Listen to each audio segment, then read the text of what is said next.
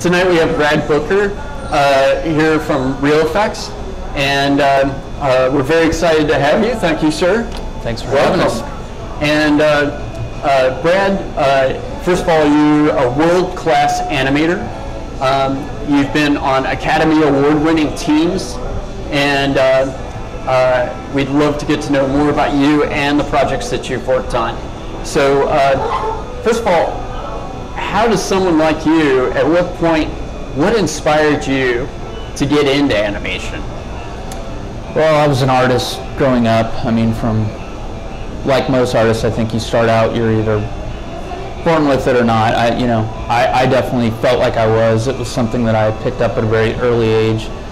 Not really having people at a young age. It was like your parents kind of do the best they can to shuffle you down the path, but it was definitely something that I stuck with, and all through grade school, junior high, and I was lucky to have teachers that recognized that I was excelling in that and kind of pushed me forward down the path. So. Was there one particular defining moment, film, artist, somebody that you like totally admired that it was like, that's where I want to head? I think there were several. The first film I ever saw in a movie theater was Pinocchio, so that was kind of defining, I think. Really? So animation was definitely something that was good in my life, yeah, from a very early age. But I think I remember, it seems like the first time I really noticed computer animation, I believe, was probably the early Pixar commercials, where they did scrubbing bubbles and lifesavers. So that was stuff that was really inspiring. When was the first sort of formal education you had in animation?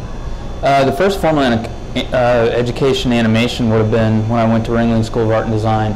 From Ringling, you eventually make your way, your first big break was at Warner Brothers, wasn't it?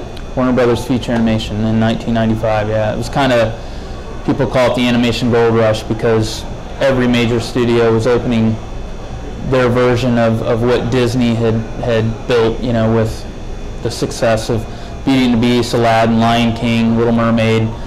That fueled the rest of the film studios to kind of open up their version of what they wanted.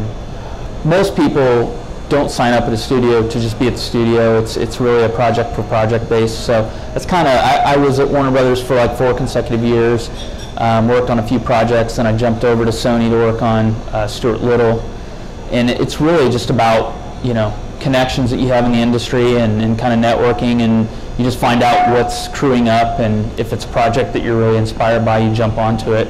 So then I went back to Warner Brothers to work on Osmosis Jones, because it was just such great memories of being there before, and the crew was always really great. So I jumped back over to work on Osmosis. Then I went back to Sony to work on Spider-Man as these things unfold. And then after I finished... Real quick, I gotta stop you.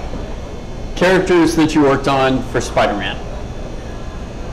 Which ones? Worked on Spider-Man. Yeah, okay, so right there. I am not worthy, total badass. Love it. That's fantastic. Thank you. Thank you for those compliments. Yeah. And then the Green Goblin. So of course. Those 2 characters, they were primarily the only 2 real full CG characters. There was, of course, all the effect stuff that was being done, but those were the 2 primary characters on the first of the franchise films, yeah. Fantastic. And from there, is that when you went to Weta after that, or?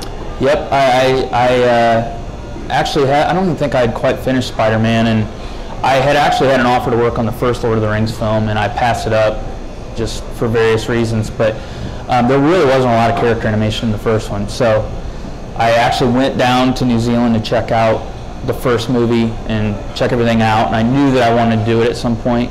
We actually were lucky enough to stumble upon the filming and hung out with Peter Jackson on top of a volcano for a full day and watched filming. It was pretty amazing. So,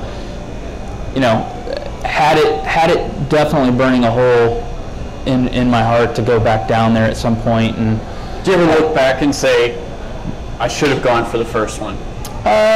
No, I think I worked on the right one, actually. New Zealand's a very small country, so I kind of got my You get your fill. my taste of it, and I moved on after the second one. Okay. But it was a great experience. It's supposed to be beautiful there. Amazing. It's a beautiful country. But Wow.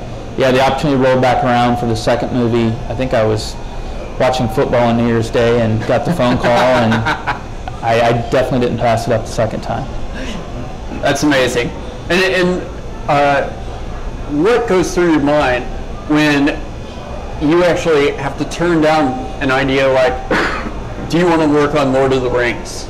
And it's like, well, I'm sorry, I'm working on something that's much cooler at the moment. So I'm less about on that. It was less about working on something cooler. It's just it's a big endeavor to pick up your life and move to the complete opposite side of the planet. So absolutely. The timing wasn't right the year before, but when I came around the second time, I was ready to do it.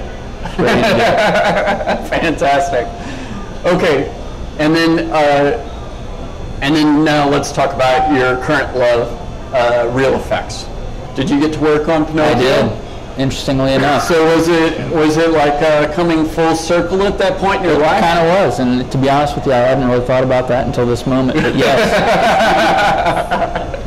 yes, I was kind of the creative director on the project, so I shepherded it creatively. But it was a test for a project that we were going after for Disney. I mean, to work on a Pinocchio, piece for our studio was great, but just like Lord of the Rings, it's like those are loved books by millions of people, over Absolutely. the last 70 years or whatever it's been, and it's just great to be part of these things. I mean, growing up with Spider-Man, watching the Spider-Man TV show, it's like that's a dream come true to work on that stuff. Can we talk about it? Can we talk about can we? Absolutely. It's been announced. So. Okay. We've announced a few things. So you're working on a project called? It's called Day of the Dead currently. That's the working title. It Absolutely. Potentially will be changed, but it's kind of a Romeo and Juliet love story set against the backdrop of kind of a Mexican Day of the Dead. It's highly stylized. It's directed by a guy named Jorge Gutierrez, who's a true talent. I mean, we feel really lucky to have him. And then, of course, after we developed it for a while, Jorge and our team took it to the great Guillermo del Toro, who took immediate interest in it and came on as our big heavyweight producing partner. And it will be a Guillermo del Toro Presents project. Yeah. Our first film is called Turkeys. It's basically about two turkeys that go back in time to take Thanksgiving off the original Thanksgiving menu. So they basically hijack a time pod to go back to 1621 and take turkey off the menu. So will this be a series or a couple films? No, these will be feature film releases. Yeah, feature film. That's what I understood. Yep. Circus LA. It is this project with James Cameron, live action or totally animated? It's a live action film. It was directed by Andrew Adamson, produced by Aaron Warner, and one of our executives, Ed Jones. But yeah, the whole thing was shot in stereo. James Cameron was suspended 100 feet over the stage. He actually became our director of photography on the project. Wait, you put James, Mr. Cameron, 100 feet in the air? Over in Las Vegas, over the top of the Cirque du Soleil stage, filming the Wheel of Death and all these other great pieces, set pieces inside the Cirque du Soleil. Because the film actually spans over, I think, six different shows. The Beatles' Love being one of. So there's a main story, love story that basically threads all 6 shows and kind of brings it into one experience that everybody will get to see in the theaters this December. Wow, I can't wait. December of 2012. Yeah. Correct. Yeah. And okay, for the final question, this is the biggie. As an animator, a character animator, world class, do you think that they'll kill all the living actors? Absolutely not. There will always be a place for character animators, and I think they can live harmoniously with people that do mocap, and live actors will have their place, of course, too. So there's room for everybody. It really depends on the story and how best to tell it. Excellent. Thank you so much, Brad Booker. Thank you for having me. It was great meeting you. And thank you, Real Effects, for allowing you to be here for this. Thanks for letting us be part of it. Great. Appreciate it. Thanks. All right. Cool.